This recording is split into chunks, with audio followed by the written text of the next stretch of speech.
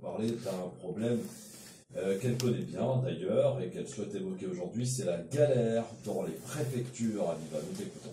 Ouais, la galère dans les préfectures, en attendant, en dehors de la préfecture. C'est la galère des prises de rendez-vous à la préfecture et je pense que tout le monde a connu pour ses proches ou entendu parler de cette difficulté de prendre rendez-vous pour déposer un dossier de régularisation, une première demande ou un renouvellement. Avant, on pouvait voir ces files d'attente interminables devant les préfectures. Aujourd'hui, ces files d'attente sont invisibilisées par ce nouveau système de prise de rendez-vous en ligne. Cela a commencé par le premier confinement où on a vu les préfectures fermer leurs portes. Au déconfinement, ils n'ont pas rouvert leurs portes et ont mis en place des rendez-vous à prendre en ligne pour déposer des dossiers constitués. Sauf que là, ça coince. Impossible de prendre des rendez-vous. L'écran montre systématiquement qu'aucun créneau n'est disponible et de recommencer encore et encore.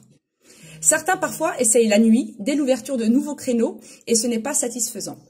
Certains essayent depuis plus de 6 mois, sans succès, et vous imaginez bien les conséquences. Pour des personnes qui pourtant, la régularisation est une formalité, ils remplissent toutes les conditions, c'est un véritable cauchemar.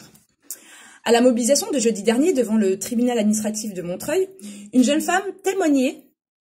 Elle est embauchée dans un service d'aide à la personne, qu'elle n'a pas pu renouveler, faute de renouvellement de sa demande de titre de séjour, et aujourd'hui, elle risque de perdre son logement faute de salaire. Ce sont aussi des jeunes, arrivés souvent bien avant l'âge de 13 ans, qui ont le droit à une régularisation avant leurs 18 ans, qui ne peuvent ni faire de petits boulots, ni envisager des contrats d'apprentissage avec des entreprises ou passer leur permis. Une fois leur majorité atteinte, c'est d'autres démarches plus complexes encore, puisque le Code du séjour impose aux jeunes devenant majeurs de solliciter leur régularisation dans leur 19e année, alors qu'ils ne peuvent trouver de rendez-vous depuis des mois. Ils voient alors leur parcours de formation fragilisé et leur insertion sociale et professionnelle compromise. J'écoutais encore ce matin un jeune homme qui témoignait qu'il n'avait pas pu finaliser l'inscription dans un club de foot qu'il convoitait pour faute de papier d'identité en règle. Tous ces parcours de vie brisés par le simple fait de ne pouvoir décrocher un foutu rendez-vous, excusez-moi, mais moi ça m'énerve, pour déposer un dossier dûment constitué. Nous n'échappons donc même pas à la mise en place de trafic de rendez-vous en parallèle, vendus à prix d'or, tout ça pour un accès au droit. Oui, car tout cela enfreint l'accès au droit le plus élémentaire, l'admission exceptionnelle au séjour. Il existe, il est dans la loi.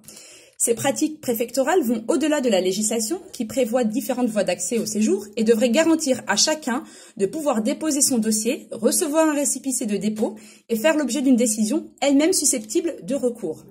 En dépit des diverses interpellations de la part d'associations, les préfectures et sous-préfectures ne prennent pas les mesures nécessaires pour régler le problème.